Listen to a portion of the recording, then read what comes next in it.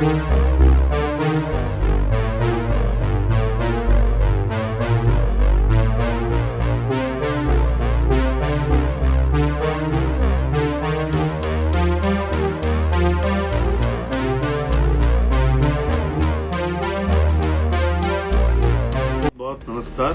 Sir, यदि किसी व्यक्ति को डायल 139 पर कंप्लेन करनी हो, किसी प्रकार की शिकायत करनी हो, तो रेलवे किस तरह से उनका मदद करता है? मैं थोड़ा इसको और बृहद में समझाना चाहूँगा। रेल अपनी यात्रियों की जो भी शिकायतें होती है या जो भी सहायता उनको चाहिए होता है, वो सिर्फ 139 से नहीं बल्कि रेल मदद के थ्रू करता है। जी। रेल मदद पे पहुंचने के लिए कई तरीके हैं, 139 उसमें से एक महत्वपूर्ण तरीका है। इसके अलावा आप चाहें तो मोबाइल ऐप डाउनलोड कर लें, उससे भी आप रेल मदद पे पहुंच जाएंगे। आप चाहे तो वेब पेज पे चले जाएं, उससे भी आप रेल मदद पे पहुंच जाएंगे। रही बात 139 की, तो जब भी कोई कस्टमर रेल यात्री 139 पे कॉल करता है तो उसमें उसको एक IVRS मिलता है। IVRS में उनको कई तरह के ऑप्शंस मिलते हैं, 1 से लेकर 7 तक। तो वो जो भी चुनेंगे अपने आप IVRS में वो ग्रीवांस रजिस्टर्ड हो जाएगा, उनकी शिकायत दर्ज हो जाएगी और सिस्टम बैक एंड पे काम करके जिस व्यक्ति को हमारे मैट्रिक्स में उस ग्रीवांस को दूर करने के लिए चिन्हित कर रखा है, उसके पास वो शिकायत ऑटो असाइन होकर पहुंच जाएगी। इससे दो फायदे होते हैं। एक तो इसमें कहीं भी कोई मैनुअल इंटरवेंशन नहीं है, तो डिलेज नहीं होते। दूसरा, जिम्मेवारी तय है पहले से।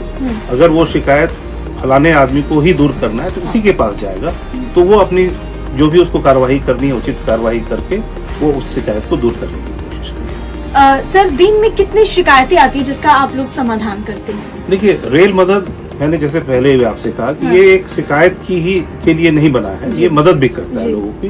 तो अमूमन दिन में हमारे पास 8 से 10 हजार के बीच में लोग आते हैं रेल मदद पे। और इसमें कई लोग हैं जिनकी शिकायतें भी होती हैं, कहीं यात्रियों को कोई कमी लग रही है सेवा में, कोई परेशानी हो रही है। लेकिन इसके अलावा इसमें सहायता के लिए बहुत लोग आते हैं। तो हम सिर्फ शिकायत पे नहीं है, हम उसके आगे बढ़कर अपने यात्रियों की मदद करते हैं। उनको अगर कोई आवश्यकता है, किसी को कुछ व्यक्तिगत आवश्यकता हो सकती है, किसी को कोई परेशानी है, दवा की जरूरत है, किसी को कोई सहायता चाहिए, व्हील चेयर चाहिए, किसी दिव्यांगजन को, तो हर तरह की चीजें इसमें। तो अमूमन ये सब जोड़ के हमारे पास 8 से 9 हजार 10 हजार के करीब एक दिन में आ जाते। सर, किसी भी यात्री की समस्याओं को सुनने के बाद उन्हें किस तरह से सहायता दिया जाता है, किस तरीके से उनकी मदद करते हैं? इसको मैं एक उदाहरण से आपको समझाना चाहूंगा। जैसे कल की ही बात ले लें, एक यात्री हमारे ट्रेन में सफर कर रहे थे और उनके कोच में गंदगी थी, तो उन्होंने एक शिकायत दर्ज की कि मेरे कोच को क्लीन किया जाए। अब आप इसको शिकायत कहें या सहायता कहें, तो ये जैसे ही ये शिकायत हमारे पास पहुंची, मैं आपको समय के साथ बता सकता हूँ कि वो श्रीमान 13186 है ट्रेन नंबर, जो कि जयनगर बिहार में एक शहर है, वहां से सियालदा के लिए चलती है। उस ट्रेन में वो स्लीपर क्लास में S2 के 3 नंबर बर्थ पे बैठे। तो जैसे ही उन्होंने अपनी शिकायत दर्ज की, उनके PNR से बिना उनसे पूछे हमें ये समझ में आ गया कि वो किस ट्रेन के किस डब्बे के किस बर्थ पे बैठे। तो जैसे ही ये शिकायत आई, उस ट्रेन के उस डब्बे के लिए जो भी सफाई कर्मचारी मनोनीत है, उनके सुपरवाइजर के फोन पे भी एक मैसेज गया कि आपको ये काम करना है, इसको ठीक करना है। तो समय का जो लॉस है वो बिल्कुल नहीं है। राइट, लास्ट माइल पे जो आदमी है, उस डब्बे की सफाई जिसकी जिम्मेवारी है, उसके पास पहुंच गया और उन्होंने उसको तुरंत साफ करके वो वापस यात्री के पास फीडबैक के लिए भी फिर एक मैसेज जाता है रेल मदद से। तो आपको जानकर आश्चर्य होगा कि 19:34 7:34 शाम में ये कंप्लेन रजिस्टर हुआ। 7:34 से अगले 20 मिनट में ये ग्रीवांस जहां जाना था वहां पहुंच गया। उस कोच की फिजिकली सफाई भी हो गई और 7:54 पे जब कंप्लेन को हम क्लोज करते हैं तो एक फीडबैक लिंक जाता है एक यात्री के मोबाइल नंबर।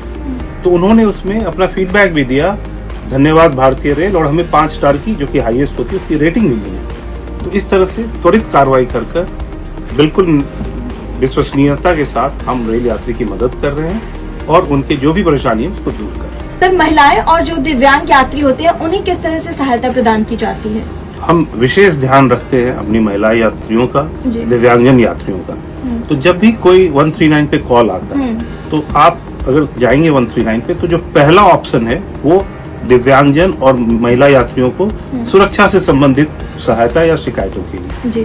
तो अगर आप 1 प्रेस करेंगे, मुश्किल से 5 से 10 सेकंड के अंदर वो कॉल जो है एक ऑपरेटर से कनेक्ट हो जाता है। और फिर जैसे ही उस ऑपरेटर ने सब डिटेल समझ में आ गई उसकी, उसने नोट कर लिया, वो ऑटोमेटिकली फिर से रेल मदद में फीड होता है और वो वापस, जैसे मैंने अभी प्रक्रिया बताई थी, ऑटो असाइन होकर जिस जगह पे जिस आदमी को जाना है वहां तक पहुंच जाता है और त्वरित कार्रवाई की जाती है। सर, अब कई लोग होते हैं, उनके मन में कई सवाल होते हैं कि मतलब किस भाषा में हम सवाल कर सकते हैं या फिर कंप्लेन कर सकते हैं, तो सर कितनी भाषाओं में उनकी शिकायतें सुनी जाती हैं?